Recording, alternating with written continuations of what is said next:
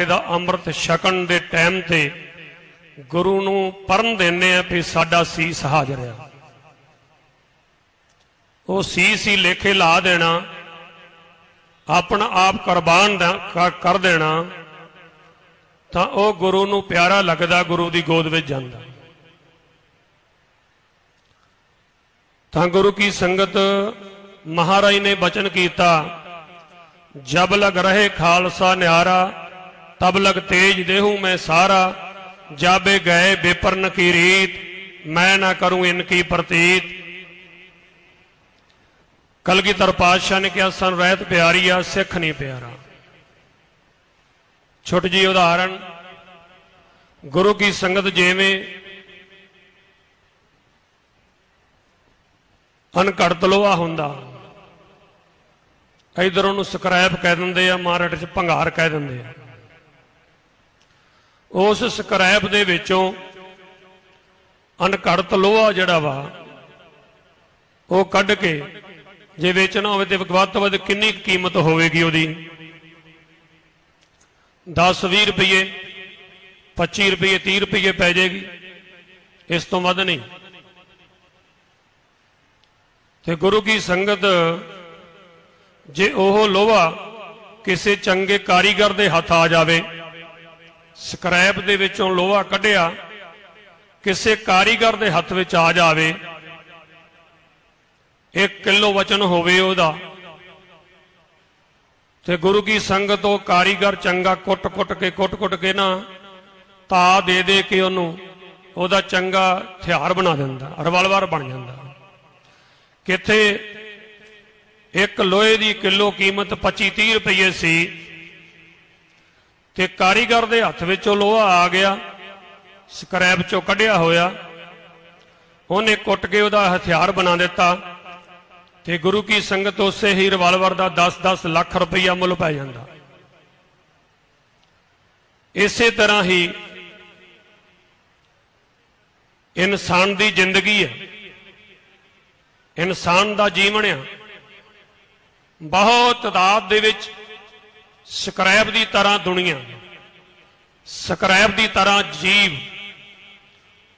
गुरु की संगत उहदे विचों किसी का भाग जाग पवे,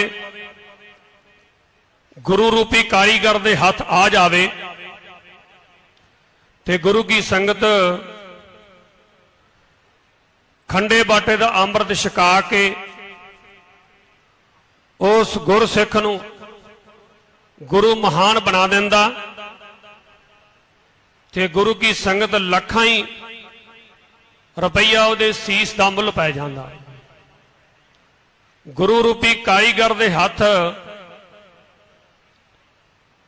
ये जीव आ जावे, ते गुरु की संगत जदों 5 प्यारे साहिबान अमृत छकाउंदे आ,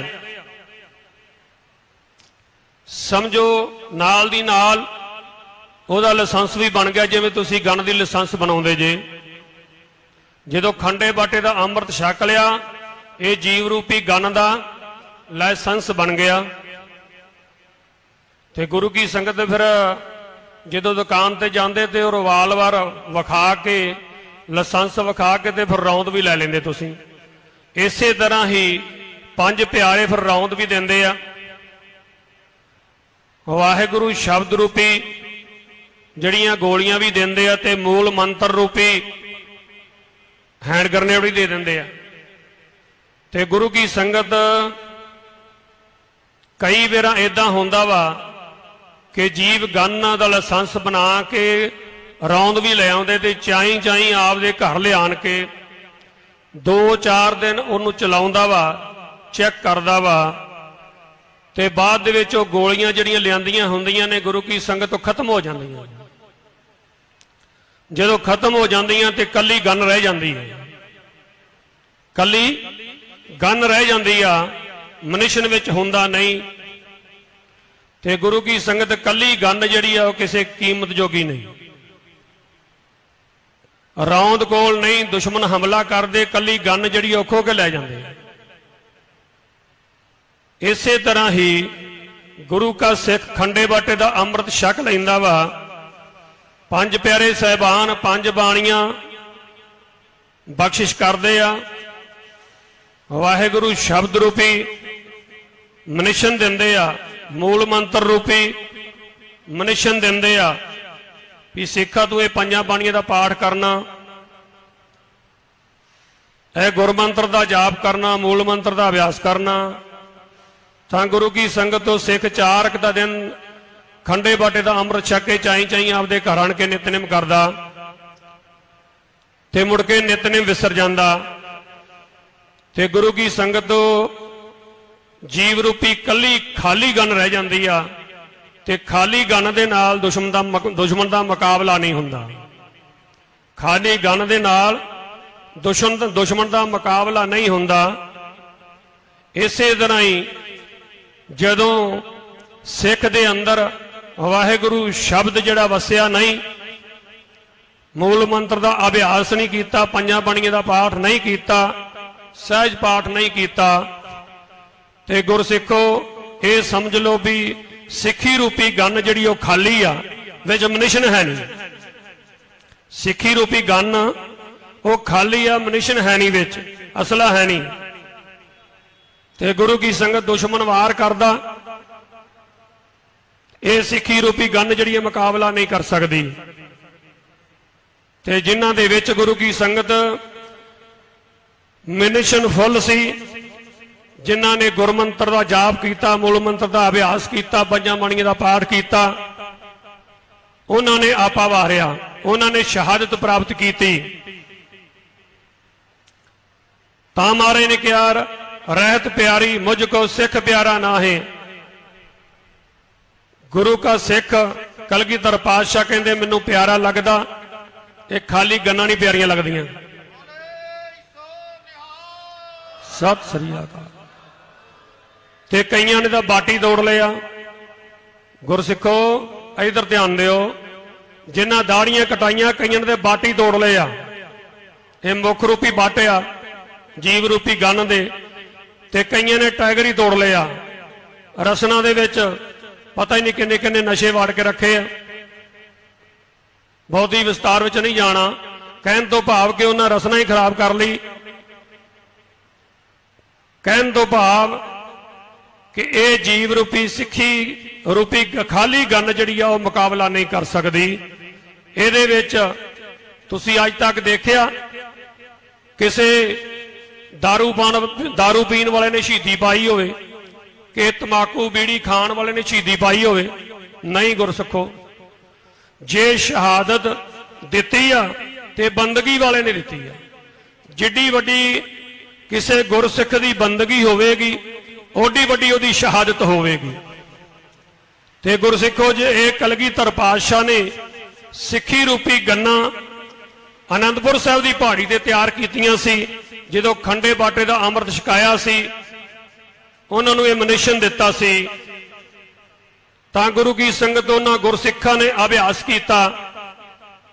वो सिखी रूपी गन्ना जड़ियां ने चमकौर की गढ़ी दे विच चलियां सी, 1.25 लाख दे नाल मुकाबला कर गए।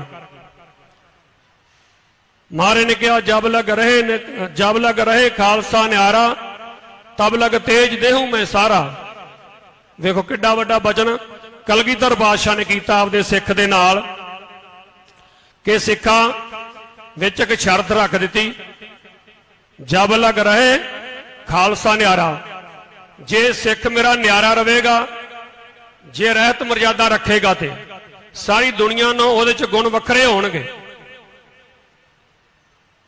वो पंजां बाणियां दा धारनी होवेगा, रहत मर्यादा रखेगा, सारी दुनिया नूं उहदा न्यारापन होवेगा।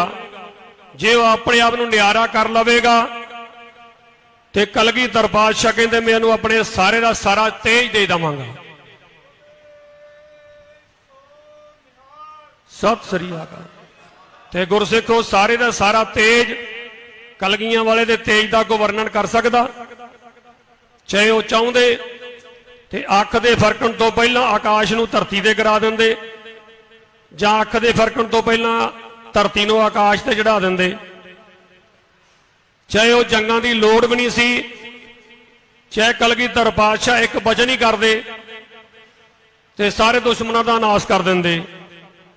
ਅਜਰ ਸ਼ਕਤੀ ਨੂੰ ਰੱਖਿਆ ਤੇ ਏਡੀ ਵੱਡੀ ਸ਼ਕਤੀ ਦੇਣ ਦਾ ਗੁਰੂ ਗੋਬਿੰਦ ਸਿੰਘ ਮਹਾਰਾਜ ਨੇ ਆਪਦੇ ਸਿੱਖ ਨੂੰ ਪਰਨ ਕਰ ਲਿਆ ਵੀ ਜਬ ਲਗ ਰਹੇ ਖਾਲਸਾ ਨਿਆਰਾ ਤਬ ਲਗ ਤੇਜ ਦੇਹੂ ਮੈਂ ਸਾਰਾ।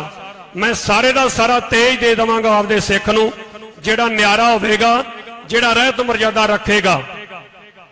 ते गुरसिखो मेरा ये नहीं भी कलगियां वाले ने बचन किया ते दिता नहींगा, पर नहीं चमकौर दी गढ़ी दे विच सवा लाख दे नाल एक एक दी टक्कर लवा देनी। ये गुरसिखो कलगियां वाले दा तेज वरत रहा सी, ये कलगियां वाले दा तेज वरत रहा सी। लथे सीस तो 7 मील जंग लड़ जाना बाबा दीप सिंह साहब जी ने एक कलगियां वाले का तेज वरत रहा सी। भाई मनी सिंह ने बंद बंद कटवा लेना, सी ना उचारण करनी, एक कलगियां वाले का तेज चल रहा सी। भाई मनी सिंह ने शहादत प्राप्त कर लैनी। भाई तारू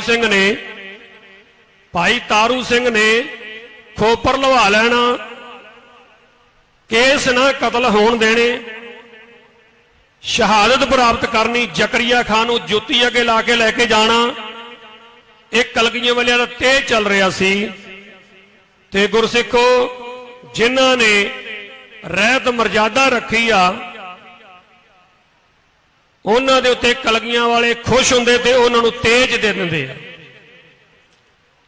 ते गुरसिखो बहुती विस्तार में ना जाते हुए कलगियां वाले अज भी अपने सिख नूं तेज देंदे आ, पर जे न्यारा हो जाए तां जिहड़ा न्यारा हो जाए उहनूं पातशाह तेज दे दिंदे आ, अज भी दिंदे आ। ते गुरसिखो जिन्हां ने खंडे बाटे दा अमृत नहीं छकिया वो खंडे बाटे दा अमृत छक के ते रहत मर्यादा रखो, नितनेम च पक्के होवो, गुरबाणी पढ़ो, गुरमंत्र का अभ्यास करो, मूल मंत्र का अभ्यास करो, तां वो दात जिहड़ी आ कलगियां वाले तो प्राप्त हो सकती आ। तां तुसीं भी उन्हां पुरातन गुरसिखां वर्गों अज भी जूझ के अपने हक लै सकदे, शहादतां प्राप्त कर सकदे, कलगियां वाले की गोद प्राप्त कर सकदे। गुरसिखो इत्थे दोवें ही रस्ते आ, चाहे वह सेवा का मार्ग आ, सिमरन का मार्ग आ, ते चाहे शहादत का मार्ग आ।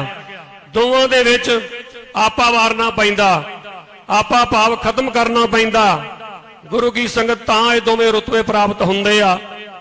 इन्नियां बेनतियां प्रवान करनियां। श्रीमान संत बाबा निधान सिंह जी, श्रीमान संत बाबा हरनाम सिंह जी, श्रीमान संत बाबा आत्मा सिंह जी मोनी, श्रीमान संत बाबा शीशा सिंह जी, चौं महापुरुषों की आप सालाना याद में जुड़े हैं।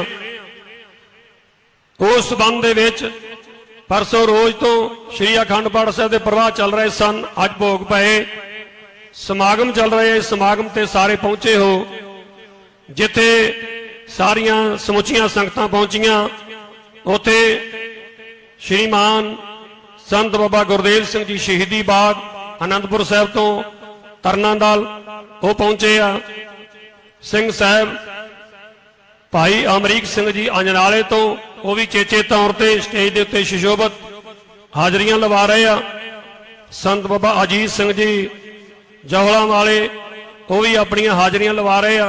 संत बाबा अवतार सिंह जी सुर सिंह वाले उन्होंने भी चेचे तौर पर इत्थे बाबा गुरदेव सिंह कह के अपन हाजरियां लवाइया। इस तरह ही संत प्रीतम सिंह जी डमेली वाले वो भी हाजरियां लवा के गए आ। समुचे रूप च सारे ही सत्कारयोग आ। जिन्ने भी स्टेज ते बैठे आ ना लैन जाइए बहुत लंबा समा लग जाएगा। एक तो एक चढ़ंदियां वाली गल आ।